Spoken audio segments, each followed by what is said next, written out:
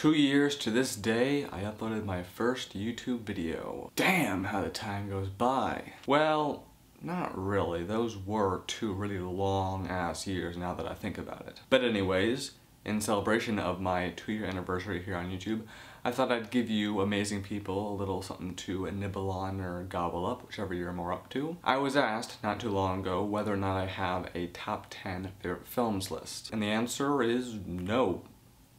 I don't. I've tried over the years to create a top 10 or even just a top 5, but I found it basically impossible. Because I love certain films for certain reasons, and so while this film over here may technically be better than this one over here, I still might like that film a little bit more than this film. But that aside, I do have a top 3. But before I reveal what they are, I just want to warn you all that this list may upset you, it may cause you to roll your eyes, or turn off the video. And that is perfectly fine, but just bear in mind these are the films that I love, that I draw inspiration from, and could not live with the idea of never seeing again. And for quite some time now, almost immediately after I wake up, I start thinking about these 3 films and really hardly ever stop thinking about them throughout the entire day. So, without further ado, number 3, The Dark Knight Rises. I've already poured my heart out on this film in 2 videos, so I don't really need to elaborate anymore, but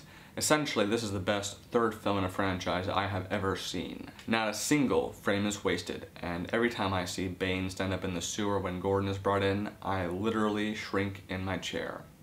He's that terrifying.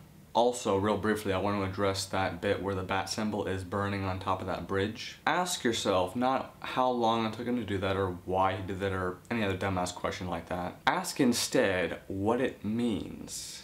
The symbolism. A fire rises. The fire rises. At number 2 is The Dark Knight.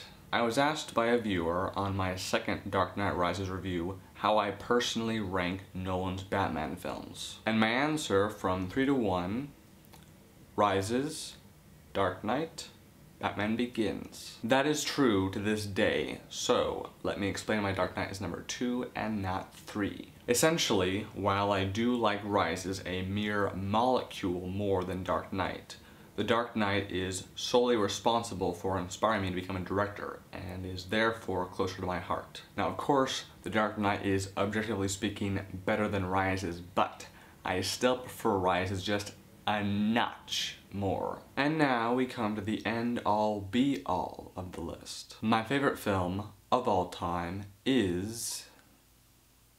That look on your face is priceless. Christopher Nolan proved through the Dark Knight trilogy that he is not only one of our finest directors working today, but that he knows how to put a big budget to good use.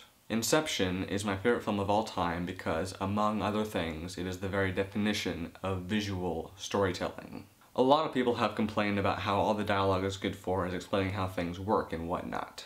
Which I won't deny. I mean, the characters do spend a lot of time explaining things, but I pose a question unto you, the viewer. Assuming you played chess once or twice in your life, answer me this. When you wanted to know how to play chess, did you sit down and study someone else playing, or did you ask someone to explain the rules to you? That's what I thought. No doubt there are some people out there who could literally just sit down and watch a game unfold before their eyes and learn that way, but I find it unlikely in most cases. But for those of you who complain about the dialogue explaining everything, consider this. Besides a few examples in the beginning, it is never once explained what will eventually be built in the film. Like the scene in Paris, for example, where the cafe and street explode. Cobb never explains how he can do that if he wants to.